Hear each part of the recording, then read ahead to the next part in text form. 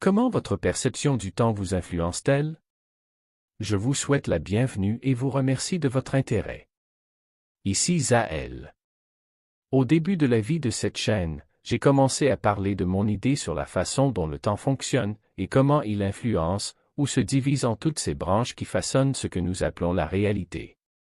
Comment le temps peut se transformer ou finir par s'écouler dans tant d'autres sujets, étant nécessaire pour comprendre comment tout fonctionne à un niveau plus profond.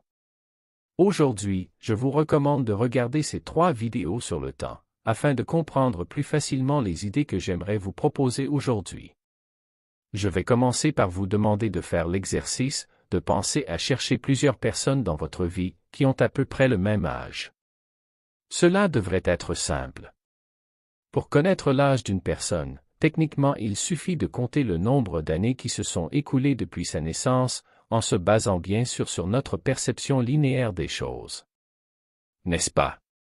Maintenant, beaucoup d'entre vous qui m'écoutez, si vous êtes observateurs, peuvent se rendre compte qu'ils connaissent plusieurs personnes du même âge qui paraissent beaucoup plus jeunes ou beaucoup plus âgées les unes que les autres. Il peut même arriver que plusieurs personnes d'âge très différents paraissent avoir le même âge. Comment cela se fait-il? Bien sûr, et en commençant par le plus élémentaire et ce à quoi nous allons tous penser, il y a toujours la composante importante d'une bonne ou mauvaise santé. L'exposition à un stress constant, à de mauvaises habitudes, à toutes ces choses que la matrice terrestre encourage et qui sont connues pour être vraiment nocives. Ce sont tous des facteurs importants, et bien sûr, ils doivent être pris en compte. Vous pourriez également affirmer qu'il existe un facteur génétique important, qui conditionne fortement la santé et l'apparence de chaque personne. Mais est-ce vraiment tout ce qui fait ces différences? Si vous connaissez un de ces cas où l'âge technique et linéaire ne semble pas correspondre à l'apparence de la personne, vous pouvez probablement aussi observer que dans la plupart de ces cas, vous trouverez chez eux une attitude qui va de pair avec leur apparence. Une personne plongée dans des idées hautement déterministes pourrait dire qu'il est plus facile d'avoir une attitude joviale et énergique quand on est en meilleure santé, et que la santé est inversement proportionnelle au nombre d'années de vie. À tel point que je suis sûr que quelqu'un qui écoute cette vidéo ne peut que penser quelque chose comme « tu me le diras quand tu auras mon âge ». Mais le fait est que, malgré le fait que les accords sont toujours là pour nous ennuyer et créer des règles pour notre réalité, c'est en fin de compte la situation exactement inverse. Ce sont les idées, les comportements, votre propre perception, qui finissent par influencer plus ou moins fortement des aspects aussi importants que votre santé physique. C'est d'ailleurs quelque chose que je ne présente à personne comme une information provenant de l'extérieur de la Terre. De nombreuses études, souvent ignorées, ont déjà amplement démontré ce phénomène. Le véritable pouvoir que votre esprit possède, non seulement sur la réalité qui vous entoure, mais sur quelque chose de beaucoup plus fondamental et personnel. Votre corps. Comme Marie l'a récemment exprimé dans l'une de ses vidéos, les mots peuvent fondamentalement être considérés comme des sorts. Sur cette chaîne également, nous avons déjà parlé de l'importance des mots, qu'ils soient verbalisés ou non.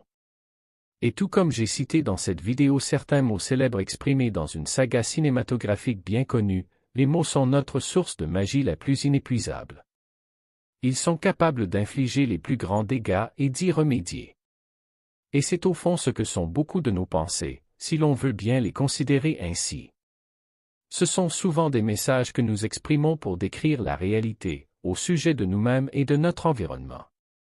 C'est pourquoi il est si important d'observer avec une certaine discipline nos pensées et nos idées sur le monde, et surtout sur nous-mêmes.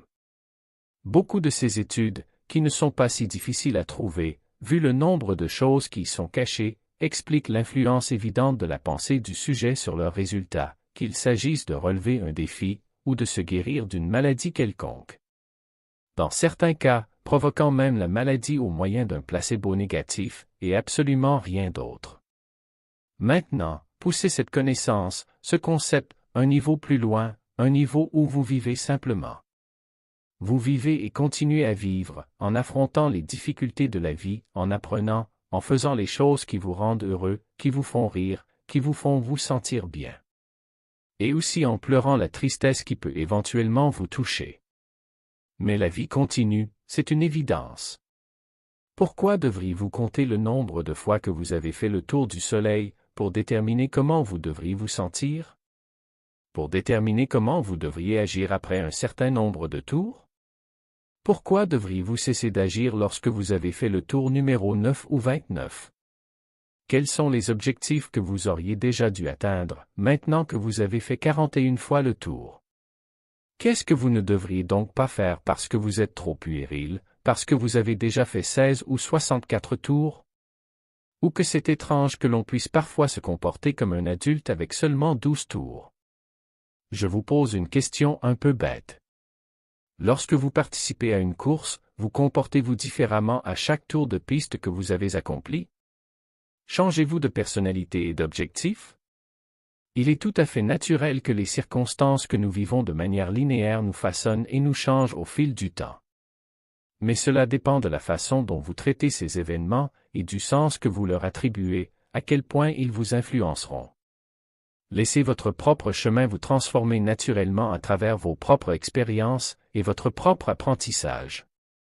Et malheureusement, oui, les traumatismes le font aussi.